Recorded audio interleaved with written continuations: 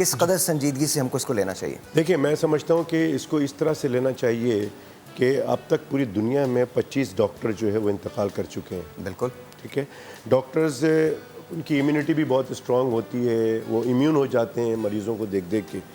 دوسری جو ایک بات ہے بہت امپورٹنٹ ہے وہ کہ یہ ہم سمجھتے ہیں کہ تھے اور ابھی بھی سمجھتے یہی ہیں، اور جو ہمیں ڈیٹا ہمارے پاس آ رہا ہے وہ یہی ہے کہ ینگ لوگوں میں کم یہ کیسز ہوتے ہیں. لیکن ابھی پروف یہ ہو رہا ہے کہ کچھ ینگ لوگوں میں بھی یہ پرابلم ہوئی ہے اور وہ انتقال کر گئے ہیں. کل ایک بہت انفارچونیٹ بات ہوئی ہے اور وہ امریکہ کے اندر ہوا ہے. تو اس میں یہ ہوا ہے کہ ایک ہمارے یہاں میجر جنرل عبیرہ چودھری ہیں جو گائنیکولوجسٹ ہیں، اور ایک ڈاکٹر عرفان ہیں، بریگیڈیئر عرفان جو جنرل سرجن ہیں، اور وہ جنرل سرجن HOD بھی ہیں وہاں پہ میڈیکل ایجوکیشن ان فوجی فاؤنڈیشن. یہ دونوں، ان کا بیٹا امریکہ کے اندر 26 سال کا، وہ کل کرونا میں سفر کر کے ہلاک ہو گیا، انتقال کر گیا، وچ از ویری سیڈ. تو جو آپ سیویریٹی کی بات کر رہے ہیں، یہ ایک میں سمجھتا ہوں کہ تمام لوگوں کو اس کو سمجھنا چاہیے، اپارٹ فرام ایوری تھنگ کہ یہ بایولوجیکل وار ہے یا کچھ ہے.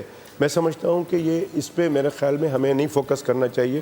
ہمیں فوکس یہ کرنا ہے کہ یہ بیماری جو ہے وہ in human to human transfer ہو رہا ہے. ڈاکٹر صاحب یہ بتائیے کہ کون سے وہ انڈیکیٹرز ہیں جب انسان کو یہ ہونا چاہیے کہ اب مجھے اسپتال جانا ہے؟ بالکل بہت امپورٹنٹ سوال ہے آپ کا. میں یہ اسی کو کنٹینیو کرتے ہوئے بتاتا ہوں کہ جب ہیومن سے ہیومن جب یہ ٹرانسفر ہونا شروع ہوا ہے چائنا سے اور ووہان سٹی سے، تو آپ یہ سمجھ لیں کہ یہ بڑا خطرناک ہو گیا ہے. اور یہ پروون ہے کہ یہ ہیومن سے ہیومن ٹرانسفر ہو رہا ہے، اور ہاتھ کے ذریعے یہ آپ کے آنکھ، ناک اور منہ کے ذریعے ایبزارب ہوتا ہے. تو جب یہ چیزیں پتہ چل گئیں تو اس کو پریونٹ کیا جا رہا ہے.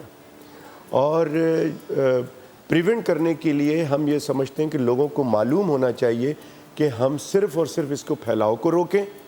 پھیلاؤ کیسے ہو رہا ہے یہ معلوم کریں، اور ہر آدمی کو یہ ضروری نہیں کہ ہر آدمی ماسک لگا لے، ہر آدمی جو ہے نزلہ زکام ہے تو وہ کرونا ہو گیا، یہ نہیں سمجھنا ہے.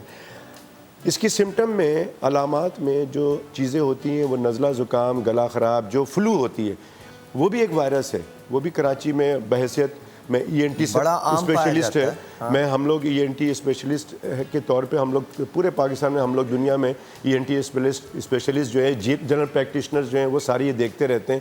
فلو ہو گیا ڈاکٹر صاحب، فلو ہو گیا، تو وہ بھی وائرس ہے. اور اس میں پہلے آپ کو شاید یاد ہوگا کہ لاکھوں لوگ مرے تھے جب شروع یہ فلو انفلوئنزا وائرس آیا تھا.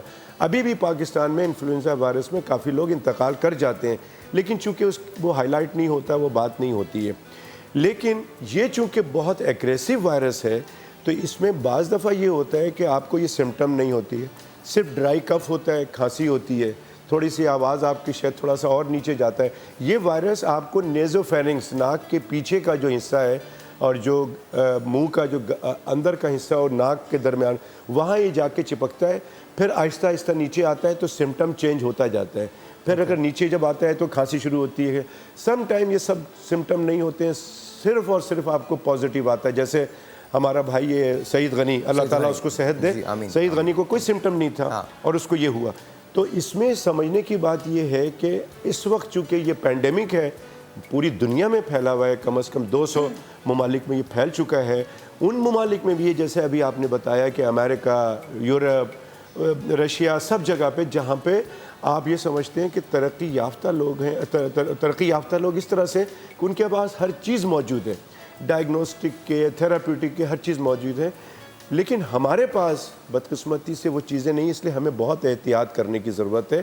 اور ایک پوائنٹ ہے جہاں پہ میں تمام لوگوں کو آپ کے توسط سے بتانا چاہتا ہوں کہ اگر کسی کو ڈرائی کف ہے، نزلہ زکام بھی ہے، اور اس کو سانس میں تکلیف شروع ہو جاتی ہے، کیونکہ یہ ریسپائریٹری وائرس ہے، آپ کے پھیپھڑے کو ختم کرتا ہے. تو اگر سانس میں تکلیف شروع ہوتی ہے تو آپ نے جانا ہے، تو پھر آپ فوری طور پہ کوالیفائڈ ڈاکٹر سے رجوع کریں.